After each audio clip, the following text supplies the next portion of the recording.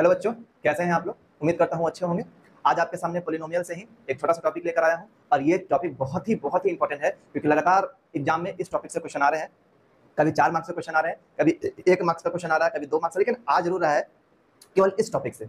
यहाँ पे आपको समझना है कि पॉलिनोमियल में क्वाड्रेटिक इक्वेशन यानी क्वाड्रेटिक पॉलिनोमियल कितना इंपॉर्टेंट है और उसके हर एक चीज को पढ़ना कितना इंपॉर्टेंट है। तो मैंने यहाँ लीनियर पॉलिनोमियल, क्वाड्रेटिक पॉलिनोमियल और क्यूबिक पॉलिनोमियल तीनों के ग्राफ के बारे में थोड़ा डिस्कशन किया है ताकि इस ग्राफ को देखकर आप थोड़ा बहुत जानकारी ले पाए और समझ पाए कि मुझे ग्राफ को कितने हद तक पढ़ना है। आप जब बुक में पढ़ेंगे तो ग्राफ के बारे में बहुत थोड़ा सा पढ़ाया है, लेकिन मैं यहाँ पे हर एक चीज आपको क्लियर कर दे रहा हूँ ताकि आपको इससे रिलेटेड किसी भी टॉपिक में आपको दिक्कत ना हो।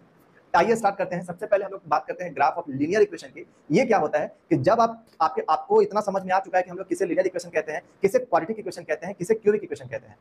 जिस भी पॉलिनोमियल की डिग्री 1 होगी उसको हम लोग लीनियर पॉलिनोमियल कहते हैं, जिसकी डिग्री 2 होगी उसे क्वाड्रेटिक पॉलिनोमियल कहते हैं, जिसकी डिग्री 3 होगी उसे क्यूबिक पॉलिनोमियल कहते हैं। तो हम लोग बात करते हैं सबसे पहले लीनियर इक्वेशन की कि लीनियर इक्वेशन में क्या चीजें देखी जाती है और क्या नहीं।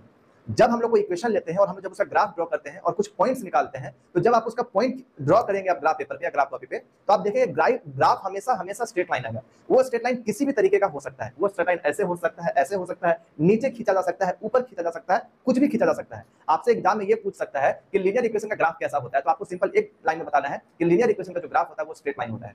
अब ये डिपेंड नहीं करता कि स्ट्रेट लाइन इधर होगा, किधर होगा, कि नीचे होगा, कि ऊपर होगा। कहीं पे भी स्ट्रेट लाइन होगा जो एक्स एक्सिस को कट कर रहा होगा या एक्सिस पे टच कर रहा होगा, उसी को हम लोग लीनियर इक्वेशन कहते हैं। लीनियर इक्वेशन का ग्राफ कहते हैं। ये बहुत इंपॉर्टेंट है, इस बात को ध्यान रखिएगा।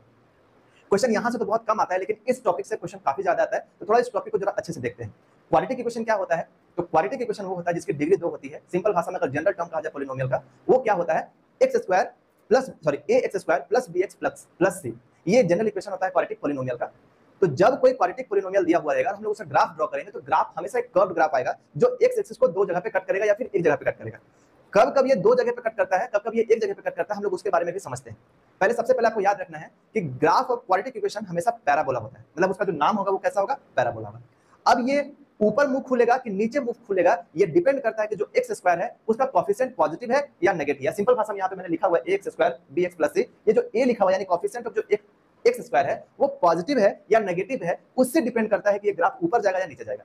अगर a पॉजिटिव है तो ग्राफ हमेशा अपवर्ड मुंह खुलेगा, और अगर ग्राफ मतलब अगर a की वैल्यू नेगेटिव है यानी 0 से छोटा है तो ग्राफ हमेशा डाउनवर्ड मुंह खुलेगा। आप यहाँ देख भी पा रहे हैं, मैंने यहाँ बना भी रखा है कि अगर ग्राफ पॉजिटिव है, यहाँ पे इसका क्या, यहाँ पे देखो a लेस देन 0 ग्राफ नीचे मुंह खुल रहा है, a ग्रेटर देन 0 ग्राफ ऊपर मुंह खुल रहा है। तो ये चीज आपको ध्यान में रखना है कि जितने भी क्वाड्रेटिक पॉलिनोमियल होते हैं उसका ग्राफ या तो ऊपर जाएगा या तो नीचे जाएगा। अगर a पॉजिटिव है तो ऊपर जाएगा, a नेगेटिव है तो ग्राफ नीचे आएगा।